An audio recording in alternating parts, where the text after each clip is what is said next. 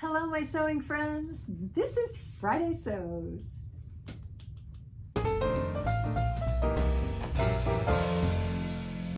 I'm Jen, and this is my sewing room where a whole lot of sewing, uneventful, not terribly exciting sewing, got done this week. I was so productive. I just put my head down and went for it. So let me show you what I did. I thrifted a bunch of things the week before last, and I wanted to get those things done. And so it was a lot of have-to sewing. So I had a skirt, a linen skirt that I bought, and out of that I used Vogue 9772, and I made this little bias cut tank, which has been hanging up all night. That's why it's on a hanger, so that I can hem it and do the armhole finish on it. The neckline's done, the side seams are done, so it just needs a little bit more attention, but it needed to hang up all night. That's always what you want to do with anything that's bias cut, and kind of let the fabric settle before you go doing a hem. That way your hem doesn't want to do the wrong thing.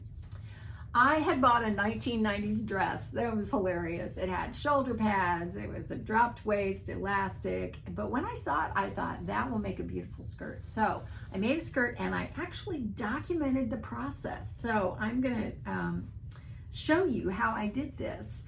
I didn't know it was chiffon. Chiffon and I are sworn enemies. I mean, it's not even like a tenuous relationship. I hate it, and it hates me.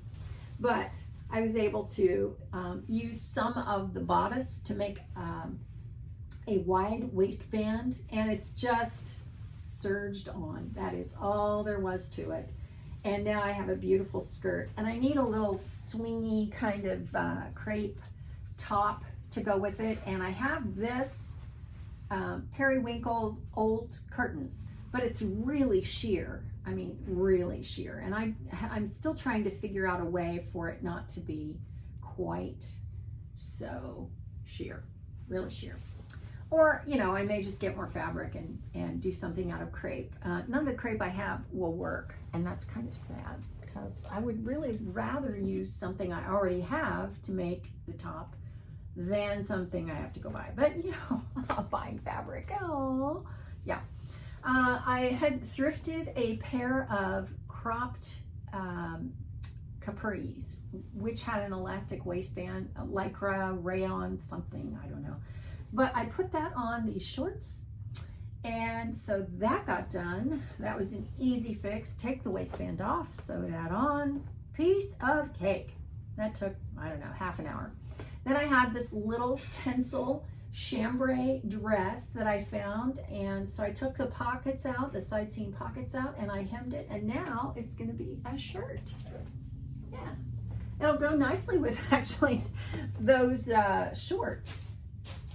And then I have a swimsuit cover up, which I have here on the table. I had it all laid out, but it's a long lace dress, and I cut it up the front, and I'm gonna finish, it had like a button placket that came down. I'm gonna finish that opening, and then I'm gonna use what I had, because I didn't have anything to match it.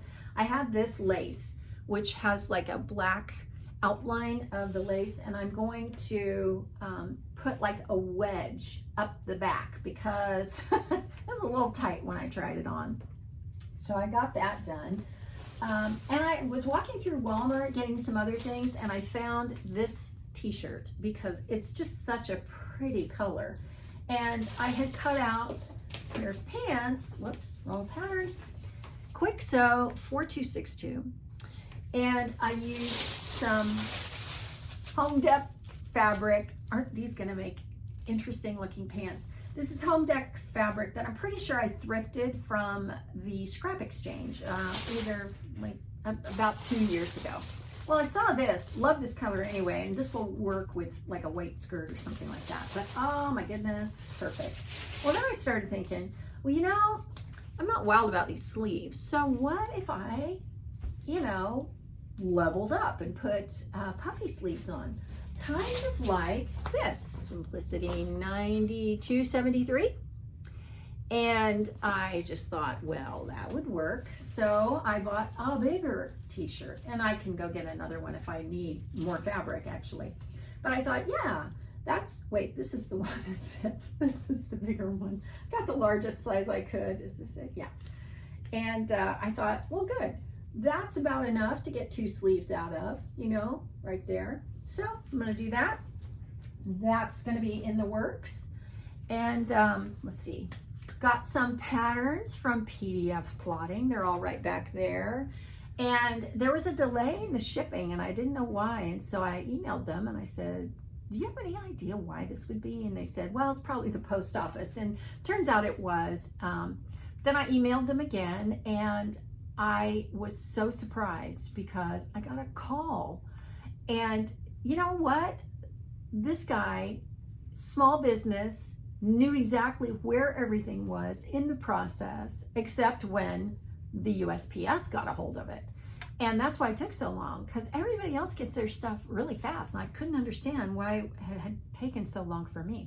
So turns out that these people are amazing with customer service. I cannot rave enough.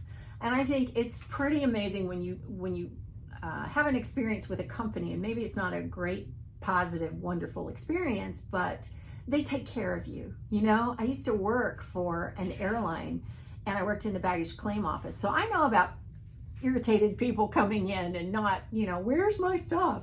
I knew how to do good customer service. I know what that is. And so they took care of me, and you know what? These people are amazing. I would order more patterns printed from them just on the customer service alone. I mean, that's how fantastic it was. So I can't rave enough about them. You should use them to get your PDF patterns printed. They're very affordable. They usually do operate pretty quickly, and so yeah, they're wonderful. I highly recommend them. I think that's about it on the sewing front. There is one more thing I want to tell you about. It is a new challenge that's coming up on Instagram. Y'all know that I have this little group of people, other sewers in Florida. We all connect on Zoom about every week or so, and we love just sewing with each other. It's just a really nice way to spend an evening. Well, Michelle of Michelle Sews Again is one of them, and she is delightful. You got to check her out. She did this wonderful compilation of all the challenges that are happening on Instagram, because she's very active on Instagram. So I'll link that video up here in the cards. I think it's up here, might be up here. And she came up with a challenge for our little group. So we're kind of hosting it. No prizes, just join in if you feel like it. But we're gonna sew our names. How cool is that? It's so inventive.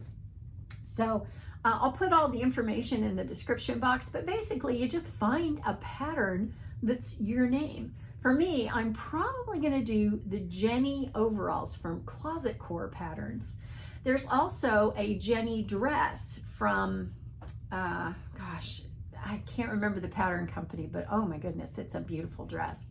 But I thought, you know, I haven't done any overalls or pants or that sort of thing lately, so maybe I'll do that. So I'm gonna do that, and we're all gonna do our name. So, you know, all you need to do is just tag us on Instagram so that we can all enjoy, you know, it's like, oh, this is so cool. So who knows, if we do it again, maybe we'll have prizes. Right now it's just for fun. So yeah, you might want to join in that. So I think that'll do it for Friday Sews.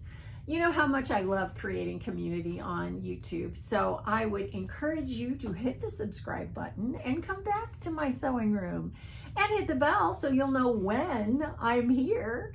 And then if you would give it a thumbs up, that's always a good thing. And if you would like to see all of my Friday sews, I have a huge playlist going on, and I will entertain you for hours with all kinds of, you know, things, you know, life and sewing. And so, yeah, you might want to enjoy that. And I think that's it for now for me. I will see you soon. Thanks for watching.